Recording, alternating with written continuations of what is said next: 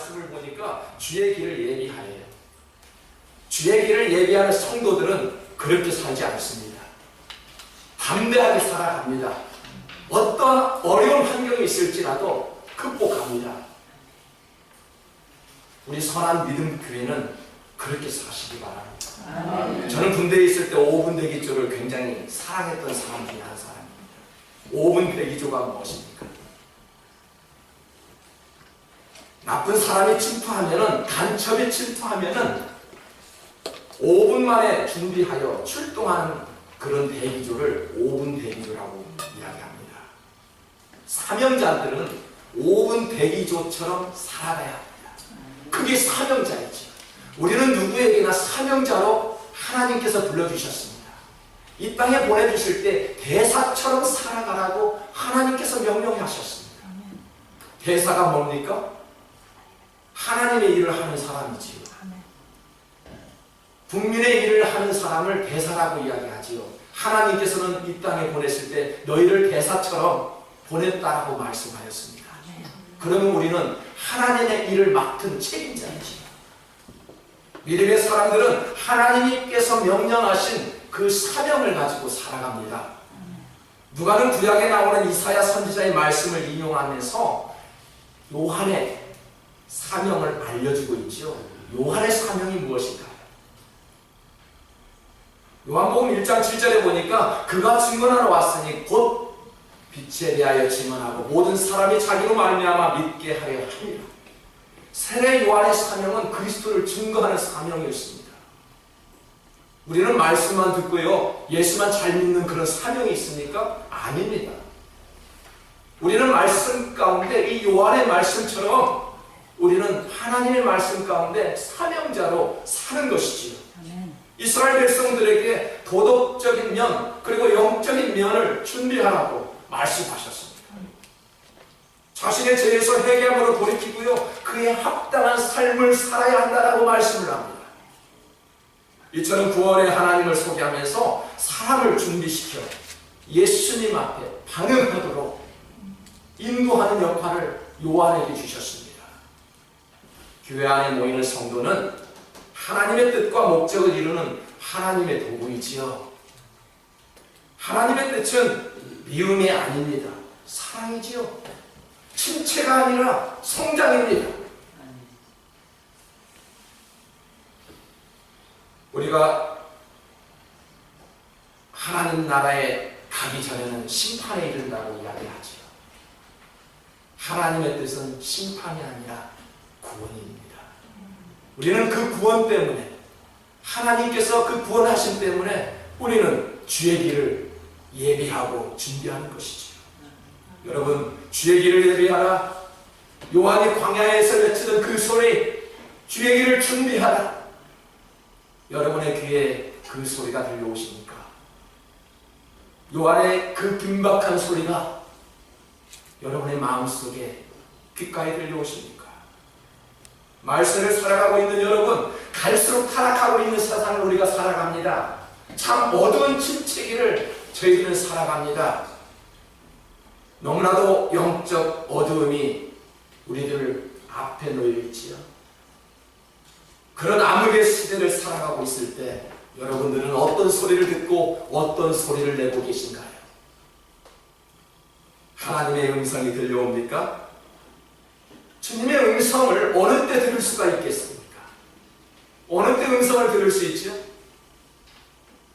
저도 신앙생활을 하면서 말씀을 준비하면서 성경을 보면서 그럼에도 불구하고 하나님 음성 듣기가 어렵죠.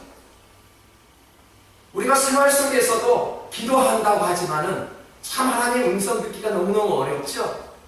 그런데요, 혼자 조용히 하나님을 묵상하고 혼자 있을 때 하나님의 음성을 들을 수 있거든요. 요한은 하나님의 음성을 광야에서 들었습니다. 광야에서 주의 길을 예비하라는 말씀을 들었습니다. 여러분, 하나님의 음성은요, 조용한 골방에서 기도할 때 들립니다. 내가 광야 생활할 때, 내가 외롭고 쓸쓸할 때 하나님의 음성을 들을 수 있다는 이야기입니다. 광야는 너무나도 척박하고 힘든 곳이지요. 그러나 하나님을 만나기에는 가장 좋은 장소입니다. 지금 환경이 어렵습니까? 하나님께서 우리 교회에게 풍요로움을 주지 않는 것 참 다행이라고 생각합니다. 왜요? 기도할 수 있기 때문에 그렇습니다. 우리 성도들의 마음이 연약하기 때문에 기도할 수 있더군요. 나란 존재가 너무나도 부족하기 때문에 하나님 능력 주십시오 라고 기도할 수 있었던 것입니다. 잘나보십시오. 목에 힘에만 들어가지요. 아무것도 없을 때, 정말로 광야에서 척박한 땅의 모습처럼 살아갈 때 우리는 하나님께 기도하고요. 그럴 때 하나님께서 우리와 함께 하신다는 것을 우리는 잘 압니다. 지금 무엇이 힘듭니까? 여러분의 마음은 지금 어디에 두고 있습니까? 내 말은 광야에 있습니까? 아니면 외롭고 두려운 삶을 살고 계십니까? 우리에게는 내 말은 광야에 있을 때, 나에게 어렵고 두려움이 있을 때 바로 그 시점에 하나님 음성 들을 수 있는 가장 좋은 시간임을 믿으시기 바랍니다. 아멘. 우리는 풍요로운 삶을 누리고 있다고 하지만 누구에게나 고난이 찾아오지요. 고난이 없는 인생은 아무도 없습니다. 누구에게나 왜 없이 찾아오는 것이 고난입니다. 고난이 없는 인생은 정말로 아무도 없습니다. 예수님도 아무 죄 없이 십자가의 고통을 지셔야 했습니다. 그저 십자가를 향해서 자신의 몸을 맡겼죠. 아무 죄 없이 십자가의 주님은 그렇게 돌아가셨습니다. 주의 길을 준비하는 성도는 고난을 피하지 않고 그대로 받아들입니다. 예수님은 십자가를 피하지 아니하고 십자가 상에서 그대로 자신의 몸을 맡겼습니다. 그 고난 때문에 절망도 하지 않았습니다. 사랑하는 성도 여러분, 예수님의 사랑을, 예수님의 고난을 우리는 본받는다라고 이야기를 합니다. 주님은 그렇게 돌아가셨습니다. 그 고난 때문에 그 고통을 이기며 그렇게 돌아갔습니다. 본문 7절에 보니까 독사의 자식들아, 누가 너희에게 닥쳐올 진노를 피하라 일러주더냐. 세상의 가르침은 어떻게 가르칩니까? 고난을 피하라. 그렇게 가르치죠. 고난을 맞아서는 안 된다. 왜 그런 고난을 맞아들이냐? 고난을 무시하라. 그렇게 가르칩니다. 하지만 성경은 그렇게 가르치지 않습니다. 고난이 찾아올 때 하나님의 은혜 가운데 지혜를 얻어라. 그의 능력을 의지하라. 고난을 그대로 받아들여라. 성경은 그렇게 가르치지요. 어디 고난을 피해버려라. 그럴 줄 알았어. 그렇게 가르치지 않습니다. 십자가 없는 영광은 절대 없습니다. 아멘. 고난이 없는 축제도 없고요. 고난 당한 것이 내게 이익이다. 아멘. 그렇게 이야기합니다. 내 고난이 나에게 이익이 될까요? 아무 일도 없어야 될 텐데. 그러나 성경은 고난이 너에게 유익이라고 말씀합니다. 사도 바울은 고린도후서 12장 9절에 보니까 내 은혜가 내게 족하다. 이는 내 능력이 약한 데서 온전해진다라고 말씀합니다. 이유가 무엇일까요? 나의 약함을 깨달았을 때, 내가 비록 이렇게 연약한 모습을 가지고 있을 때 내 방법을 그때 버리고요, 그때 하나님 말씀에 순종하게 된다는 이야기죠. 왜 우리가 자꾸만 낮아져야 한다라고 이야기하죠? 세상에서는 자꾸 높아져라 높아져라라고 이야기하지만 성경은 왜 낮아져라 낮아져라고 이야기합니까? 그 낮아짐 속에서 하나님을 발견할 수 있기 때문에 그렇습니다. 그 낮아짐을 통해서 내 생각을 버리고 하나님의 방법대로 움직일 수 있는 그 시점이 바로 그 시점이기에 자꾸만 겸손해져라, 자꾸만 낮아져라 라고 말씀하는 것입니다. 욥기 23장 10절에 보니까 내가 가는 길을 그가 아시나니 그가 나를 단련하신 후에는 내가 순금같이 정금같이 나오리라 자고 말씀합니다. 내가 연약하지 않고 내가 낮아지지 않고 내가 닦아지지 않고 어떻게 정금이 될 수 있을까요? 마음이 평안했을 때 욥의 고백이 아닙니다. 여러분 신앙생활 마음 편할 때 어려움이 없을 때 누구나 잘합니다. 근심 걱정 없을 때 신앙생활 즐겁다고 이야기하고요. 내가 시간 많을 때 기도생활 많이 하고요. 내가 물질이 풍부할 때 많이 섬길 수도 있죠. 욥은 그렇게 이야기하지 않았습니다. 욥이 지금 이렇게 이야기했던 것은 모든 재산을 잃고 나서 모든 가족을 잃고 나서 했던 그런 고백입니다. 욥은 동방에서 최고의 부자였습니다. 아마 미국에서 최고의 부자라고 생각하면 틀림없을 것입니다. 그런 부자가 이렇게 이야기하는 것입니다. 어느 날 갑자기 자연재해로 인해서 모든 재산을 잃어버렸습니다. 그 많은 가축들도 한순간에 잃어버렸습니다. 그 많은 종들도 순간에 잃어버렸습니다. 아들 7, 딸 3도 집이 무너지자 순간적으로 몰살당하고 말았습니다. 아들, 딸을 잃고 재산을 잃고 많은 물질을 잃어 그 아내는 너가 믿는 하나님을 잘 믿어 당신이라 빠이 하면서 도망가 버렸습니다. 그런 시점에서 욥은 그렇게 고백하는 것입니다. 이러한 절망 속에서 욥이 외쳤던 것은 그분께서 나를 아시겠지? 그분께서 나를 아시겠지? 그분께서 나를 앞으로 정금같이 쓰겠지? 라는 고백이 있었습니다. 그랬던 욥의 인생의 결말이 어떻게 됐을까요? 처음보다 나중에 더 갑절로 많아졌더라 라고 성경은 말씀합니다. 그런 고백이 욥의 고백이 믿음으로 고백했더니 모든 재산을 잃었던 것, 자녀들을 다 잃었던 것, 그 이상만큼 나중에 더 하나님께서 갑절로 채워주셨다라고 분명히 성경은 기록합니다. 여러분 삶이 힘드신가요? 무엇을 잃었습니까? 무엇 때문에 그렇게 근심하고 걱정하고 계시니까? 우리는 필요 이상의 근심과 걱정을 가지고 살아가지요. 먹을 양식을 가지고 걱정을 하지. 사명을 가지고 살아가는 성도는 잠시는 쉬어갈 수 있지만 포기할 수는 없는 것입니다. 우리는 휴가는 받을 수 있지만 그 직장은 포기할 수 없지 않습니까? 우리는 잠시 휴학을 할 수 있지만 그 학교를 포기하지 않아야 되겠지요. 잠시 시간은 멈출 수 있습니다. 하지만 주님의 이름만큼은 절대 놓아서는 안 됩니다. 아멘. 신앙을 포기하지 말아야 합니다. 아멘.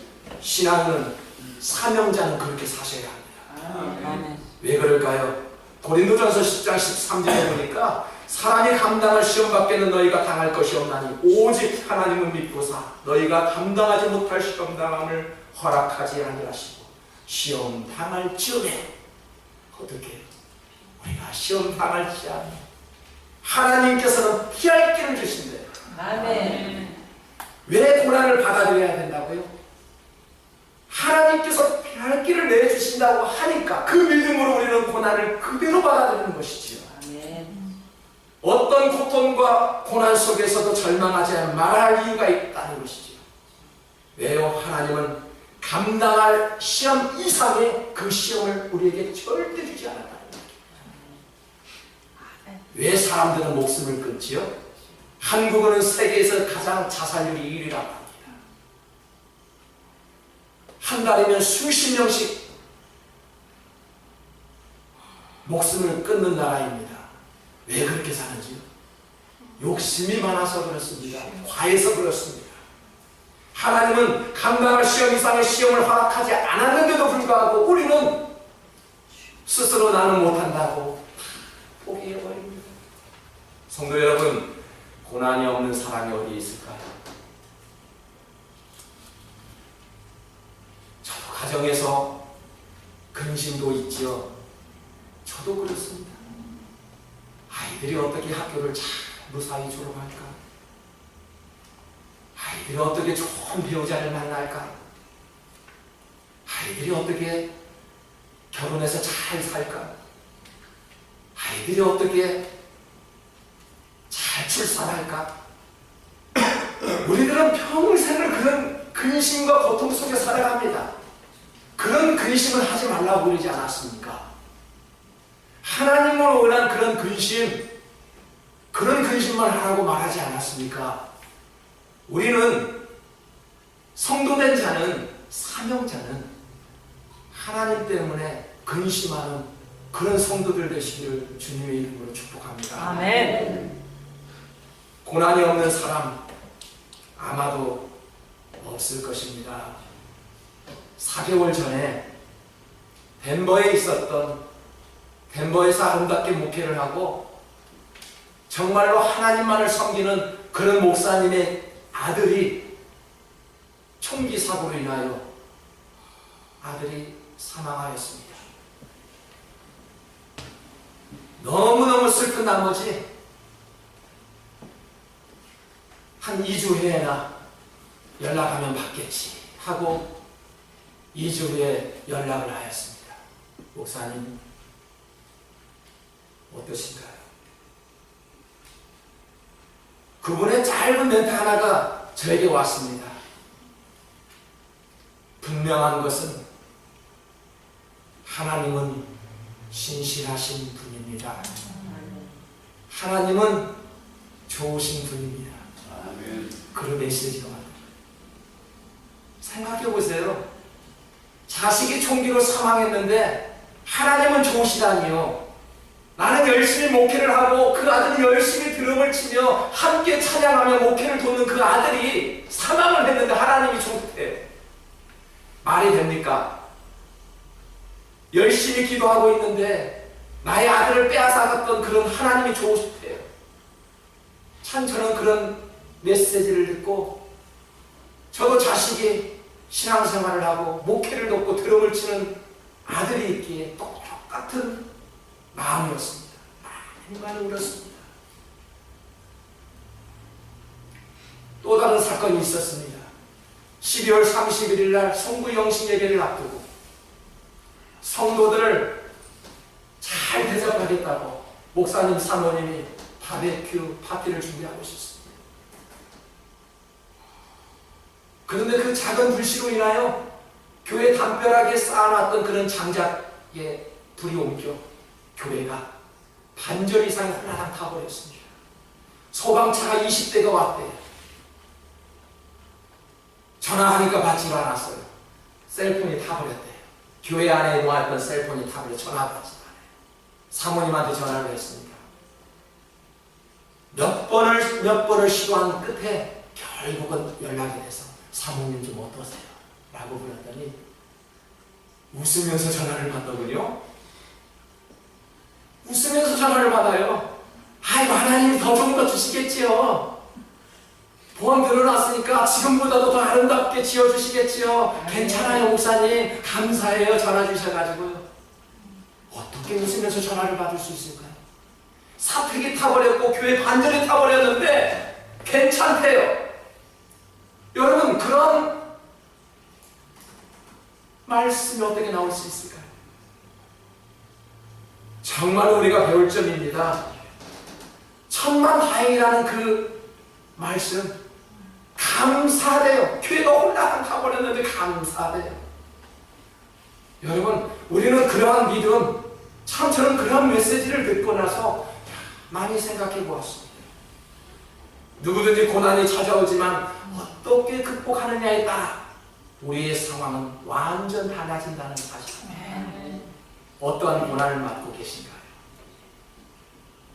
저는 교회를 리더하는 목사로서 상당한 많은 부담을 가지고 사실 살아갑니다.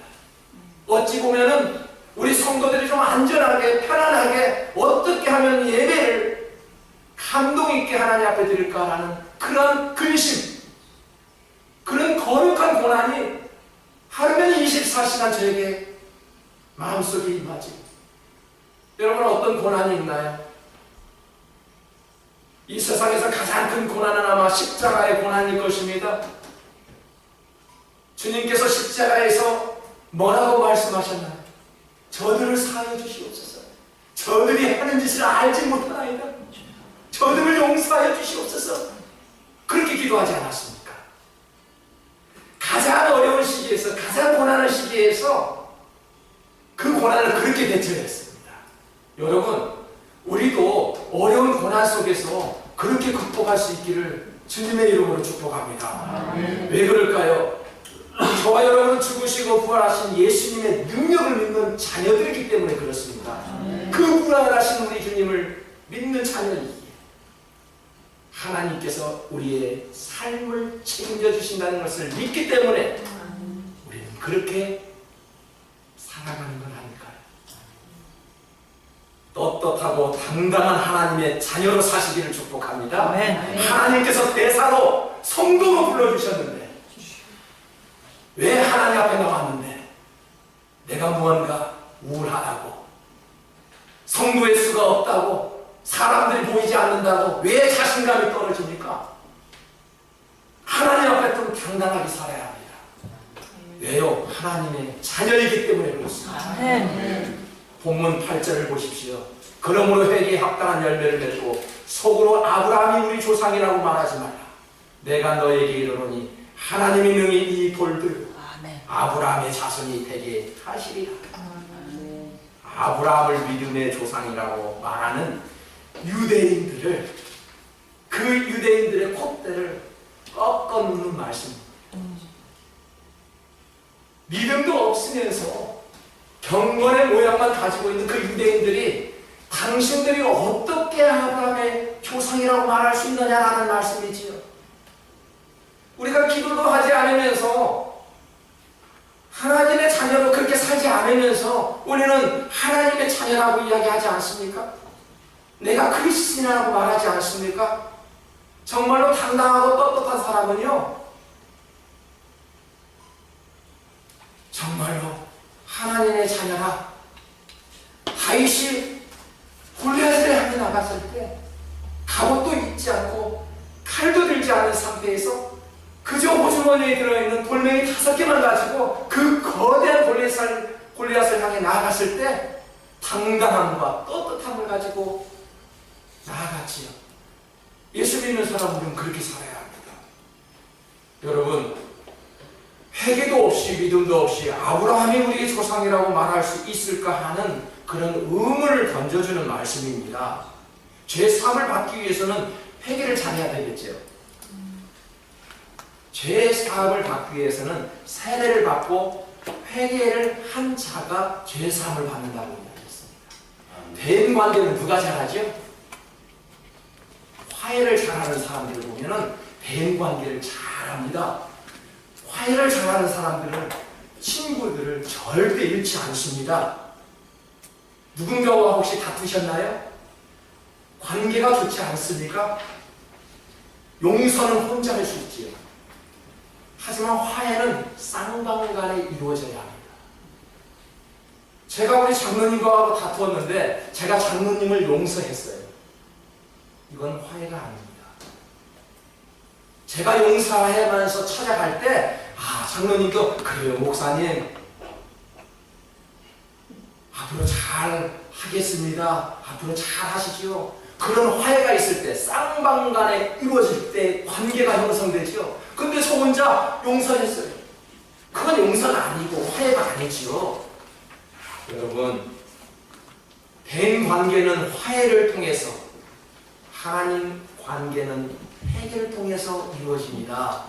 아멘. 회개가 그렇게 중요하지요. 회개는 단순히 자기의 잘못을 뉘우치는 그러한 성도가 아니라 자신의 잘못을 청산하고 바른 삶으로 전환하는 것을 회개라고 이야기합니다. 아멘. 예수님을 만난 삭개오를 보십시오. 삭개오 가정에 주님이 방문합니다. 뭔가의 대화를 나눴어요. 대화를 마친 후 삭개오가 그렇게 이야기합니다. 내가 가지고 있는 재산의 절반을 가난한 이웃들에게 나누어 주겠다라고 주님 앞에 약속합니다. 이것은 철저한 결단과 회개가 있었던 것입니다. 그 후부터 삭개오는 주님의 이름으로 살아가는 것을 보지요. 이것이 회개입니다. 예수님이 십자가 상에 못 박혀 있을 때 양쪽에 누가 있었나요? 누가 있었어요? 강도가 있었지요. 왼쪽에도 오른쪽에도 강도가 있었던 것은 예수님도 강도처럼 흉악범이라는 이야기예요. 그런 사이에, 강도 사이에 예수님이 숨을 쉬고 계실 때 한 강도는 구원을 받았어요. 그런데 한 강도는 구원을 받지 못했어요. 왜 그랬을까요? 간단합니다. 한 강도는 늦었지만 이제 한두 시간이면은 숨을 거두는 그 시간이었음에도 불구하고 나중에라도 죄를 늦추고 예수님을 메시아로 인정했기 때문에 그렇습니다. 그래서 얘기하는 거 아닙니까? 구원받은 거 아닙니까? 주의 길을 가는 과정 속에서 고난도 우리에게는 찾아옵니다. 누구나 한 번쯤은 신앙생활을 하면서도 슬럼프를 맞이합니다. 마치 우리가 표대를 향해 달리는 운동 경기 하는 그런 운동선수처럼 슬럼프가 찾아오지요. 제가 청년회 때 자신감을 주었던 책 중에 하나가 배짱으로 삽시다 라는 책입니다. 여러분, 이 책은요, 저의 젊었을 때에, 청년회 때에 자신감을 심어준 책이었고요, 자존감을 높게 해준 책이었고요, 열등감을 버리게 해준 책이었습니다. 사람들을 만날 때마다 담대하게 살아라, 당당하게 살아라. 왜 그렇게 사느냐? 뭐 그런 자신감을 주는 책입니다. 여러분, 우리가 믿음을 가질 때에도 배짱으로 좀 믿음을 지킬 줄 알아야 합니다. 그렇지요? 믿음도 배짱 있는 사람이 좀 담대하게 지킬 수 있는 것입니다. 믿음을 놓는 순간 남은 것은 한 줌의 죄밖에 남지 않기 때문에 믿음도 배짱으로 지킬 수 있어야 합니다. 9절에 보십시오. 이미 도끼가 나무 뿔에 놓였으니 좋은 열매 맺지 아니하는 나무마다 지켜 불에 던져지리라 하였습니다. 지난 금요일에 말씀에도 가라지 비유를 말씀하였습니다. 가라지는 끝내 불에 던져지지요. 수습불에 의해서 가라지는 불사르고 곡식만 창고에 넣는다는 것입니다. 세상의 것은 변하지요. 분명히 변합니다. 우리의 젊음도 아름다운 외모도 변하기 마련입니다. 우리는 그러한 것들을 정지시키기 위해서 보톡스를 맞고요, 피부에 비싼 화장을 바르기도 하고요, 좋은 건강식품을 먹기도 하고요, 체력을 튼튼하기 위해서 운동도 해보지만 세월은 막을 수 없다는 이야기죠. 세상에 있는 들꽃, 풀은 마르고 꽃은 시드니 변하지 않는 것이 있다라면 하나님의 말씀, 그리고 그의 말씀에 응답하는 주님의 약속입니다. 아멘. 그 주님의 약속만큼은 절대 변하지 않는다는 사실입니다. 아멘. 하나님을 의지하며 말씀을 붙잡았던 이 아브라함을 보십시오. 도끼가 나무 뿌리 위에 준비되어 있었던 것처럼 사랑하는 아들 이삭을 제단 위에 올려놓았습니다. 왜 제단 위에 올려놨나요? 하나님께서 번제로 드리라고 하니까 올려놓은 게 아닙니까? 얼마나 사랑스러운 아들이었나요? 하지만 아브라함은 담대한 말씀을 듣고 순종하였습니다. 마치 도끼를 가지고 나무를 찍는 그런 모습처럼 사랑하는 아들 이삭을 제단 위에 올려놓고 칼을 향해 들고 아들을 찍으려고 준비하고 있었습니다. 칼을 든 순간 어떻게 했나요? 아브라함아, 아브라함아 불렀죠.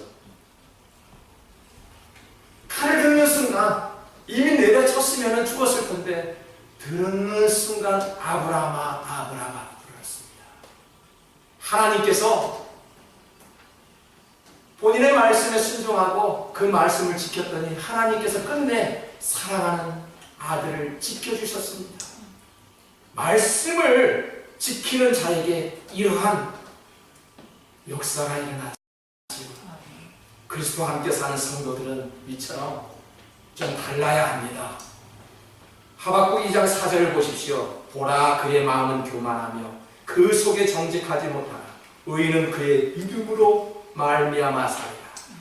믿음은 만사 형통을 이루는 원동력이 되는 것입니다. 아멘. 잃어버린 자기를 발견하고요, 자신의 길을 되찾는 것은 오직 믿음뿐입니다. 믿음이 그렇게 중요하지. 하나님을 의지할 때 보이지 않았던 길이 보인다는 것을 믿으시기 바랍니다. 우리 주 하나님을 의지할 때 보이지 않는 그 길이 열린다는 이야기죠. 하나님을 의지할 때 길이 없었던 홍해 바다가 열렸죠. 하늘을 향해 지팡이를 들고 기도했더니 길이 보이지 않았던 그 홍해 바다에 길이 보였다는 것입니다. 불가능한 현실 앞에서 우리 손을 들어 기도해야 합니다. 주의 길을 준비할 때 믿음으로 끝까지 견디어 하나님의 기적을 경험하는 우리 모두가 되시기를 주님의 이름으로 축복합니다.